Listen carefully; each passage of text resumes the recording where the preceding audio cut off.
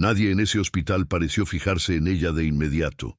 Tal vez por su tamaño, una niña pequeña de como mucho 7 años, con el cabello rubio algo enmarañado y un uniforme escolar ya un poco sucio en las mangas. Pero lo que más llamaba la atención era lo que llevaba con tanto cuidado. Una vieja caja de cartón, sujeta con ambos brazos, como si fuera frágil y preciosa. Isabela entró sola por la puerta principal del Hospital San Rafael, un lugar al que solo se accede con contraseña, credencial o dinero, y ella no tenía ninguno de los tres. El guardia de la entrada intentó detenerla, pero ella soltó una sola frase que pareció confundir al hombre. «Es para salvar a mi madre», y siguió caminando. Nadie se atrevió a impedírselo. El pasillo del hospital era demasiado silencioso para una niña. Luces blancas, gente con bata moviéndose con prisa, olores a alcohol mezclados con café rancio. Isabela avanzaba con pasos firmes, pero los ojos enrojecidos de tanto llorar. Labios apretábalos, intentando no dejar que la voz se le quebrara, como si lo hubiera ensayado muchas veces. Sabía exactamente a dónde ir. Alguien de recepción le había susurrado que el doctor de las cabezas acababa de salir del quirófano, y era en él en quien tenía que confiar. Cuando finalmente vio la bata con el nombre Dr. Eduardo Martins, se detuvo, respiró hondo y se acercó, apretando la caja con aún más fuerza. Parecía que todo el peso de la vida estaba dentro de ese cartón. Eduardo casi pasó de largo. Estaba cansado, con la frente aún marcada por la gorra quirúrgica y la cabeza ocupada con una reunión que tendría en pocos minutos. Pero algo en esa escena lo hizo pararse. La mayoría de la gente esquivaba a la niña como si fuera invisible, pero allí, plantada frente a él, con los ojos brillosos y los dedos temblando al sostener la caja, había algo que no pudo ignorar. No era común que un niño apareciera solo en ese hospital, mucho menos con esa mirada desesperada y al mismo tiempo decidida.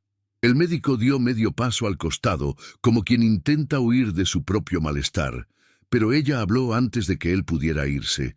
«Señor, por favor, ¿puede salvar a mi madre?» Él no respondió de inmediato. Nadie le hablaba de ese modo desde hacía años. Siempre era a través de asistentes, abogados, intermediarios. Pero aquella niña le hablaba con los ojos húmedos y un nudo en la garganta. Eduardo, que ya había visto cerebros abiertos y diagnósticos terminales sin inmutarse, sintió el estómago revolverse. «Ella está en la habitación 304», continuó la niña, ahora con voz más baja. «Dormida desde hace 3 días. Necesita una cirugía. Sé que es cara, pero traje esto». Y fue entonces cuando levantó la tapa de la caja. Eduardo miró. Dentro, juguetes. Una muñeca de trapo, un carrito roto, un oso con la costura descosida. Era ridículo y devastador al mismo tiempo. Por un instante, nadie dijo nada. El pasillo permaneció en silencio, como si el mundo entero se hubiera congelado por causa de esa caja. Eduardo se encontró contemplando los juguetes como si fueran bisturíes. Eran objetos simples, usados, algunos incluso sucios, pero estaban organizados con cuidado, como si hubieran sido elegidos uno a uno. Isabela extendió las manos, ofreciendo la caja con los brazos temblorosos. «Puede quedárselos. Es todo lo que tengo. Si usted salva a mi madre, son suyos». El médico intentó tragar saliva, pero la garganta no se lo permitió. Algo dolía allí, pero él aún no lograba nombrarlo. Era como si estuviera ante uno de esos casos clínicos raros que afectan lo invisible. Aquello era una fractura, pero por dentro. Podría haber dicho que no. Podría haber pedido que llamaran a asistencia social o haberle dicho que buscara atención gratuita. Pero no dijo nada de eso. Solo la miró otra vez, como si estuviera viendo por primera vez en años a un ser humano ante él, y no a un paciente, una historia clínica, un número. Entonces, de manera completamente instintiva, dijo: «Muéstrame». «¿Dónde está?». Isabela asintió aliviada y se dio la vuelta con rapidez, como si temiera que él cambiara de idea. Caminaron juntos por un pasillo estrecho y más oscuro, donde se encontraban las habitaciones comunes. Habitación 304. La puerta estaba entreabierta. Dentro, el sonido constante de los aparatos encendidos y el cuerpo inmóvil de una mujer inconsciente. Carmen, la madre de Isabela, parecía dormir, pero no era un sueño normal. Era ese tipo de silencio que asusta. El monitor junto a la cama parpadeaba rítmico, pero débil. Eduardo revisó los papeles sujetos en la tabla al pie de la cama. El nombre le sonó: Carmen Santos. Ya había visto ese caso 2 días antes. Glioblastoma multiforme, uno de los tumores más agresivos que existen. La recomendación había sido clara: cirugía inmediata, pero muy costosa y sin cobertura pública a tiempo. La familia había sido informada y había desaparecido del radar. Hasta ahora. Ahora, él sabía por qué.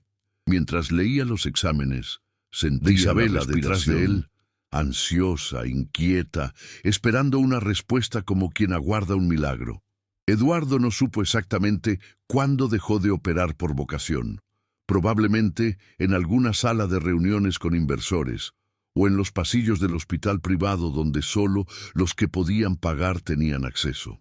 Pero allí, en esa habitación sofocada, rodeado de paredes pálidas y de una niña que ofrecía sus juguetes para salvar a su madre, algo se removió dentro de él. No fue nada místico o mágico, solo humano.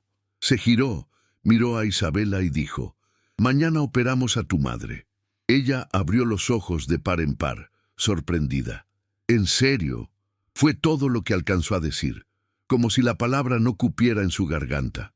Eduardo solo asintió, y en ese momento, antes de salir de la habitación, supo: nada en su vida sería igual después de eso.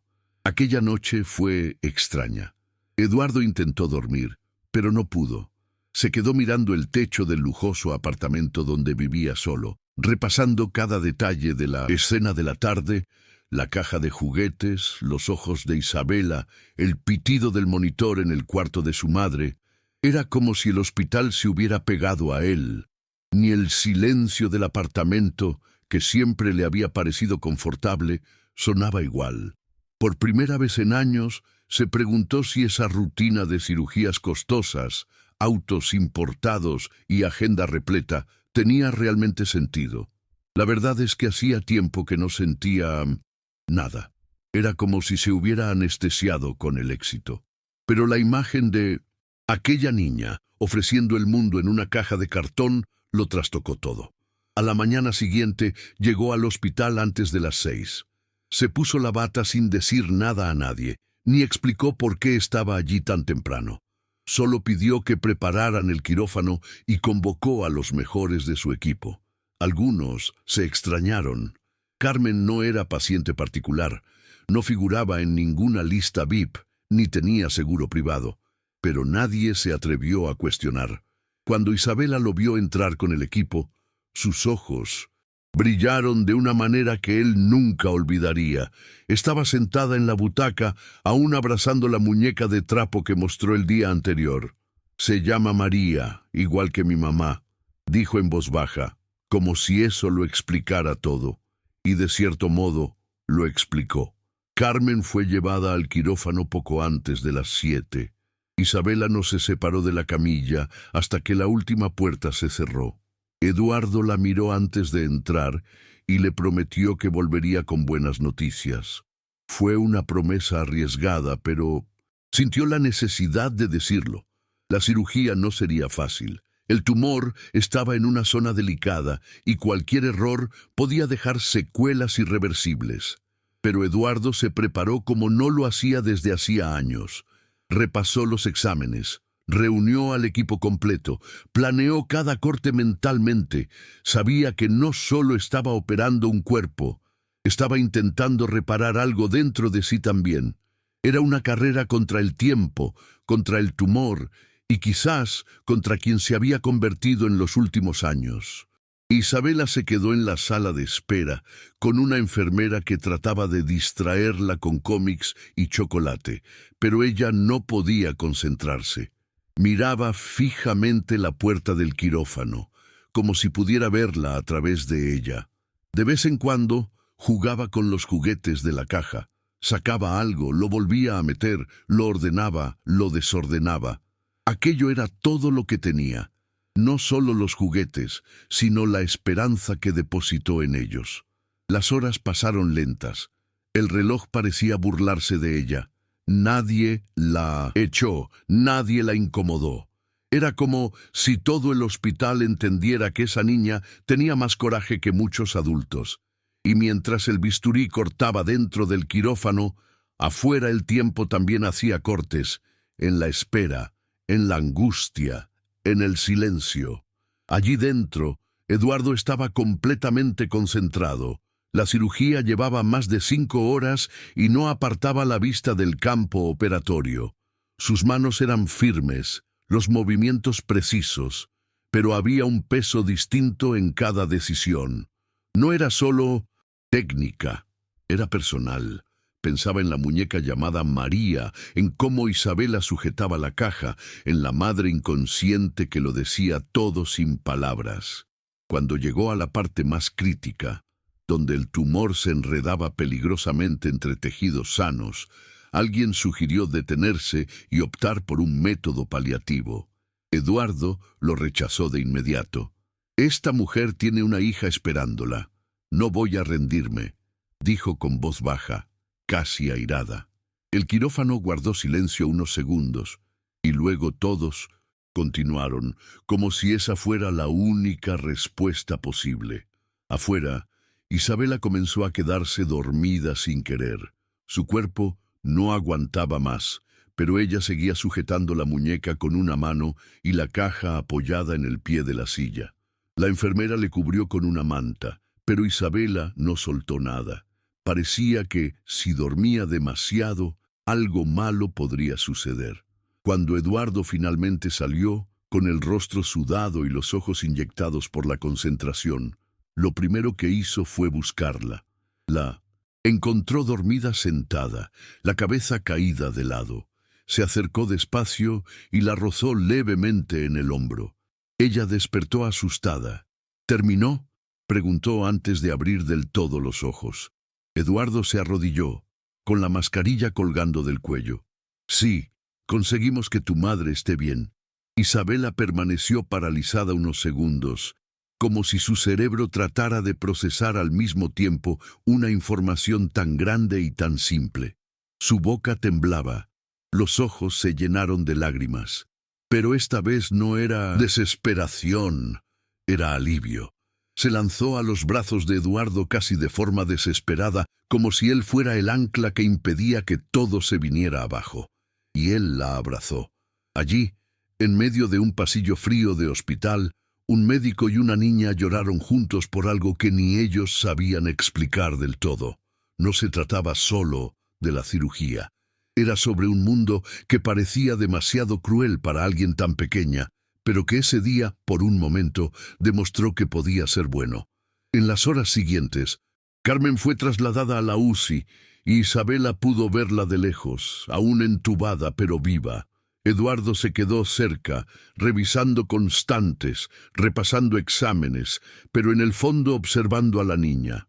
Había algo en cómo no se separaba de su madre, en cómo le hablaba incluso sedada, que lo conmovía profundamente. Era como si esa niña supiera más de amor que mucha gente adulta. Al final de la tarde, cuando Eduardo por fin se sentó a tomar un café, sintió un cansancio diferente. No físico, era emocional. Era como si hubiera atravesado un terremoto interno y estuviera viendo los escombros de lo que había sido antes. Y allí, en medio de ese desorden, apareció Isabela con la muñeca en la mano y preguntó: «Usted volverá mañana, ¿verdad?». Eduardo respondió que sí, casi sin pensarlo. Pero al pronunciarlo, se dio cuenta de que no era solo un acto de cortesía. Realmente quería estar allí. No por obligación ni contrato, sino por un vínculo. Esa niña, con sus juguetes gastados y su coraje admirable, había logrado lo que nadie más había hecho: atravesar la coraza que él mismo se había construido a lo largo de los años. Esa noche regresó a casa con la ropa de quirófano puesta. Olvidó llamar a su secretaria, no contestó correos ni tocó el celular. Se tumbó en el sofá con los zapatos puestos, mirando el techo, pero esta vez el silencio no pareció vacío. Pareció un nuevo comienzo. Al día siguiente, Eduardo llegó temprano de nuevo, antes que cualquiera, incluso antes de encender las luces de recepción. Pasó primero por la UCI, donde Carmen dormía con signos estables. Luego fue a la cafetería y preparó 2 vasos de chocolate caliente. Uno lo metió en el bolsillo de la bata, el otro lo sostuvo en la mano. Sabía que Isabela estaría allí, esperando, con la muñeca y el rostro aún hinchado por el sueño. Cuando la vio sentada en el mismo rincón del día anterior, se acercó y le tendió el vasito de plástico. Ella sonrió tímida y lo tomó. No dijeron nada.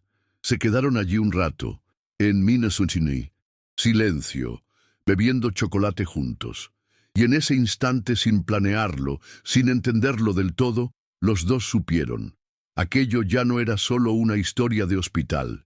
Esa rutina se repitió durante días. Eduardo pasaba siempre primero por la UCI y luego buscaba a Isabela. A veces llevaba jugo, otras veces un paquete de galletas. Cuando Carmen despertó por primera vez, la niña corrió junto a la cama y comenzó a hablar sin parar, como si todo el miedo que había guardado ahora saliera en palabras. Eduardo observó todo desde lejos. Vio el reencuentro de madre e hija con una sensación extraña en el pecho. Era felicidad mezclada con envidia, tal vez. Un atisbo de nostalgia por algo que él nunca tuvo. Una conexión auténtica. Y quizás eso era lo que lo atraía de vuelta cada día. No era solo salvar a Carmen, era formar parte de eso. Con el tiempo, él empezó a visitar también a Carmen. Al principio, con la excusa de revisar exámenes y ver la recuperación, pero en la práctica era distinto. Hablaban de Isabela, de la vida dura que habían llevado antes, del miedo de no despertar jamás. Carmen era sencilla, directa, y parecía no saber cómo reaccionar al recibir la atención de alguien como él. Un día preguntó cuánto costaría todo aquello. Eduardo respondió que no costaría nada.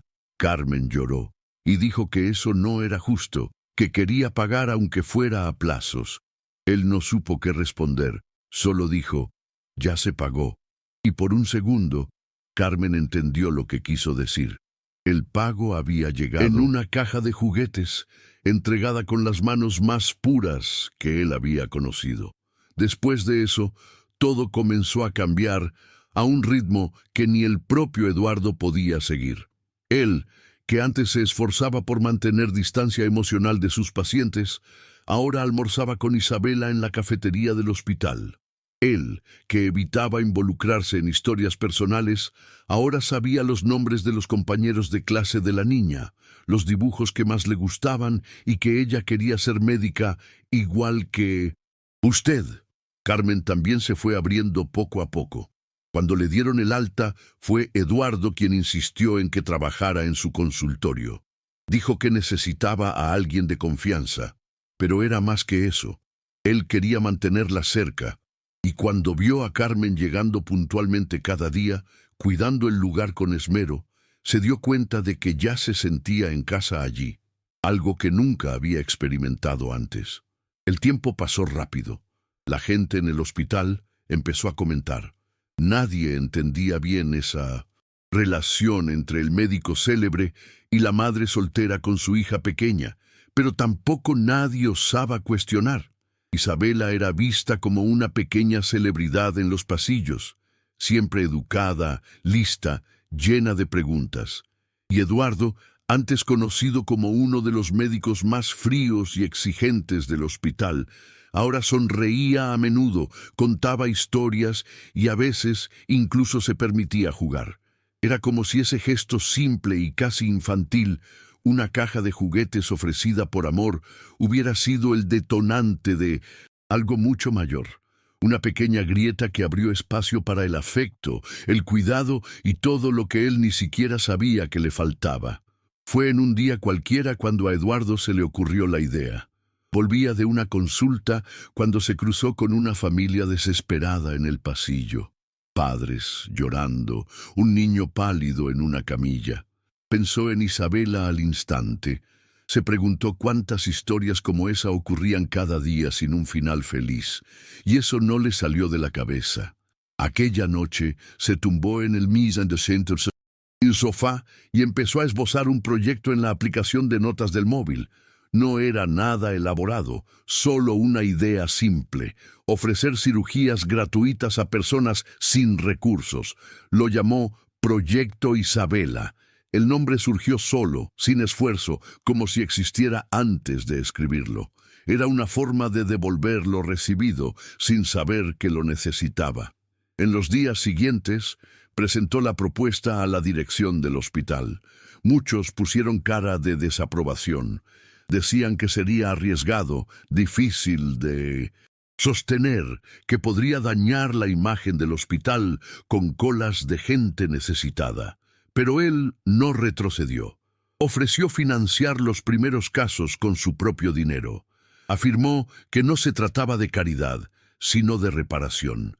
Era la oportunidad de hacer lo que la medicina prometía desde el inicio: cuidar a las personas. La conmoción fue inevitable. Otros médicos se ofrecieron a ayudar. Comenzaron a llegar donaciones. El proyecto creció como una avalancha silenciosa. Y mientras todo ello tomaba forma, Eduardo seguía allí, llegando temprano, preparando el chocolate de Isabela, escuchando sus historias y recordándose cada día lo esencial. En poco tiempo, el proyecto Isabela se volvió mucho más grande de lo que imaginaba. Ya no era solo un área en el hospital. Otras instituciones se interesaron, aseguradoras ofrecieron apoyo, empresas privadas financiaron cirugías específicas y, en medio de toda esa expansión, Carmen también crecía. Eduardo la animó a volver a estudiar. Dijo que veía en ella a una administradora nata. Al principio se resistió, creía que ya era muy tarde, que no podría, pero con el apoyo de Isabela y de Eduardo, se matriculó en un curso de administración hospitalaria y pronto empezó a ayudar en la organización del proyecto. La mujer que antes limpiaba pasillos, ahora coordinaba citas, procesos y equipos. Era como si la vida diera una vuelta completa, pero sin prisa, al ritmo justo. Eduardo nunca se había sentido tan útil, ni siquiera cuando salía en portadas de revistas o daba entrevistas como referente en neurocirugía, porque ahora no era sobre él, era sobre lo que estaba haciendo por los demás. Pero también era, en cierto modo, sobre haber reencontrado a sí mismo. Empezó a llevar a Isabela a visitar otros hospitales, le enseñaba nombres de huesos y partes del cerebro como si contara un cuento antes de dormir. Ella lo llamaba Papá Eduardo, a veces sin darse cuenta, como si fuera algo natural. Y la verdad es que él nunca corregía. Al contrario, sentía que, en el fondo, eso siempre había querido ser: padre. Tener una casa llena, un desayuno con pan caliente y ruido, alguien esperándolo al final del día. Y allí estaba todo eso, en una configuración completamente inesperada, pero increíblemente correcta. Entonces llegó la propuesta. El ofrecimiento llegó oficialmente, por correo electrónico, con anexo, firma de una fundación extranjera y todo. Querían expandir el proyecto Isabela por todo Brasil. Financiarlo, estructurarlo, implementarlo en decenas de hospitales en el país. Pero había una condición: Eduardo tendría que liderarlo, coordinar equipos, capacitar profesionales, viajar constantemente. Era una oportunidad inmensa, quizás única, pero también significaba alejarse de Carmen, de Isabela, de la rutina que se había convertido en su ancla. No respondió de inmediato. Pasó días dándole vueltas. Pensó en Isabela en el comedor de la escuela, en Carmen estudiando en casa, en el perro que habían adoptado recientemente. También pensó en los niños, que quizás nunca recibirían una segunda oportunidad si él rechazaba esa llamada. Contárselo a Isabela fue más difícil que enfrentar cualquier quirófano. Ella escuchó en silencio, con la mirada baja, abrazada a la muñeca María. Sí, todavía la tenía. ¿2 años? Preguntó casi en un susurro. Eduardo explicó que intentaría venir siempre que pudiera, que llamaría cada día, que nada cambiaría entre ellos, pero sabía que iba a cambiar, y ella también lo sabía. Aún así, tras un silencio pesado, Isabela respiró hondo y dijo algo que nunca olvidaría. Si es para salvar a otras madres como la mía, usted tiene que ir. Eduardo contuvo las lágrimas como pudo. Esa niña, la misma que ofreció juguetes como pago, ahora ofrecía su propio corazón en nombre de los demás. Era la persona más fuerte que había conocido y probablemente la más sabia también. Partió 3 meses después. La despedida fue discreta, sin festejos ni exageraciones. Solo un abrazo fuerte a Carmen, un beso prolongado en la frente de Isabela y un vuelvo pronto que sonó más a ruego que a promesa. Durante los 2 años siguientes, Eduardo viajó por todo el país.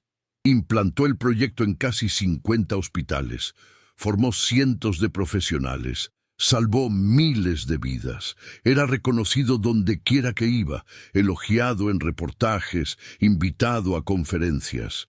Pero por la noche, en la habitación de hotel, solo, todo parecía demasiado silencioso. Echaba de menos la voz de Isabela, sus preguntas al azar, sobre el cerebro, las tortitas los sábados. Y por más que hiciera el bien a cientos, aún sentía un vacío que solo esas 2 personas podían llenar. Cuando regresó, 2 años después, Isabela era distinta, más alta, más madura, pero con la misma mirada. Corrió a sus brazos en el hall del aeropuerto como si el tiempo no hubiera pasado. Carmen también estaba allí, con una sonrisa emocionada y los ojos llenos de nostalgia. Eduardo sintió que había vuelto al lugar correcto. La casa era otra, más grande, con fotos familiares por todos lados. Pero el olor a café era el mismo. Isabela mostró con orgullo sus cuadernos, certificados y el premio de la Feria de Ciencias. «Hablé de usted, de mamá, de los juguetes», dijo con brillo en los ojos. Eduardo no respondió. Solo la abrazó con fuerza, como quien no quiere dejar ir algo jamás. Las semanas siguientes fueron de readaptación y redescubrimiento. Eduardo retomó la coordinación del proyecto, pero ahora a distancia, con un equipo nacional a cargo de las operaciones. Prefería quedarse en casa. Ayudaba a Isabela con las tareas, cocinaba con Carmen los fines de semana, paseaba al perro por la tarde. Un día, durante el desayuno, Isabela hizo una petición inusual. Quería celebrar su fiesta de 15 años en el hospital. «Fue allí donde todo empezó», dijo. Carmen se rió, pensando que era una ocurrencia pasajera, pero Eduardo la tomó en serio, y cuando llegó el día, allí estaban, familiares, médicos, niños del proyecto, todos reunidos en 1906, el mismo pasillo donde Isabela 7 años antes entró con una caja de juguetes en las manos. Al momento del discurso, Isabela subió al pequeño escenario improvisado con el micrófono temblando en la mano. Miró a todos, respiró hondo y dijo: «Hace 8 años entré aquí con miedo, sosteniendo los juguetes de mi infancia, pensando que podrían salvar a mi madre. Hoy estoy aquí para agradecerles, por haberme escuchado, por haber creído y por haber transformado ese dolor en algo mucho mayor». Hubo silencio, luego aplausos, muchos. Eduardo no supo dónde meter la mirada. Estaba orgulloso, por supuesto, pero también en estado de asombro. Aquella niña que ofreció juguetes estaba allí, ante todos, convirtiéndose en una mujer, una líder, una inspiración, y eso lo conmovía de una forma difícil de describir. Esa misma noche, después de que todos los invitados se hubieran ido, Eduardo, Carmen e Isabela se sentaron en la terraza, comiendo lo que quedaba del pastel. La casa estaba en silencio, pero era un silencio bueno, reconfortante. Isabela se recostó en el hombro de Eduardo y dijo en voz baja: «Papá, cuando sea grande, quiero continuar el proyecto Isabela. ¿Me puede enseñar todo?». Él tragó saliva antes de responder.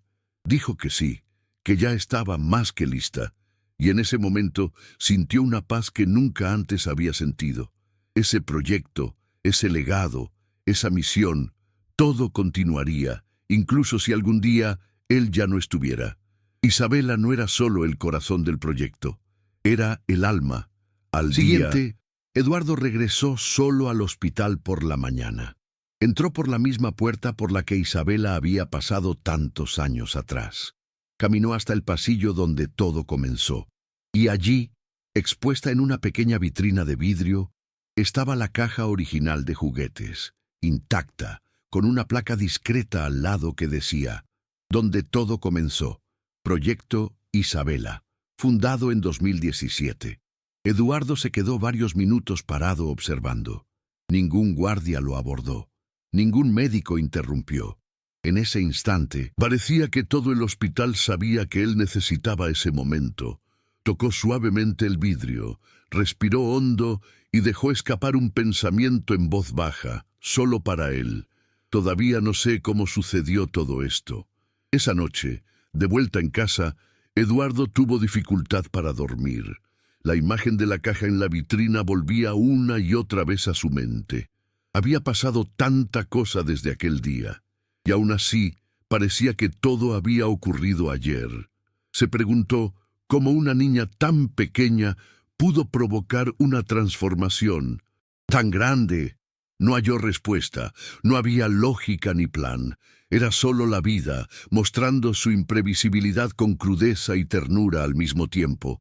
Recordó el instante exacto en que vio a Isabela por primera vez, la forma en que lo miró, cómo sujetaba la caja como si fuera algo sagrado.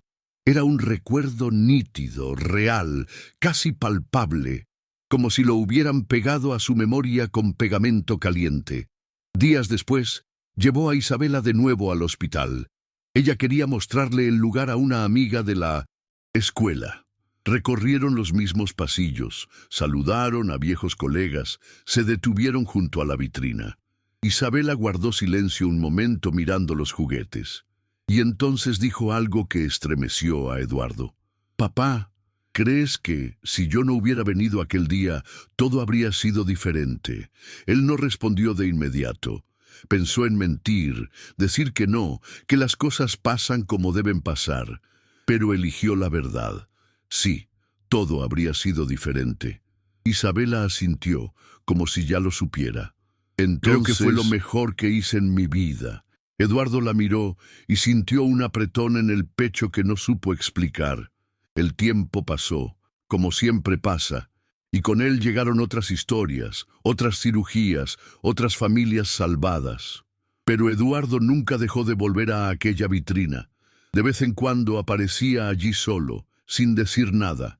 A veces apenas rozaba el vidrio con un dedo. Otras veces se quedaba observando unos minutos y se marchaba en silencio.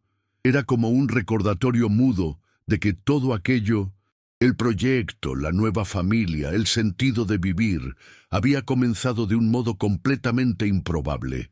Ni los registros oficiales del hospital cuentan esa parte, pero él lo sabía, recordaba cada detalle, y quizás por eso nunca tuvo el valor de retirar un solo juguete de allí.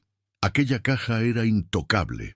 Años después, Eduardo contaría esa historia solo una vez, en una conferencia sobre medicina humanizada. Habló con calma, con emoción, pero sin adornos. Al final, cuando le preguntaron qué creía que había salvado a Carmen en aquel entonces, la cirugía, el equipo, la estructura, respondió sin vacilar: fue el amor de su hija. El auditorio guardó silencio.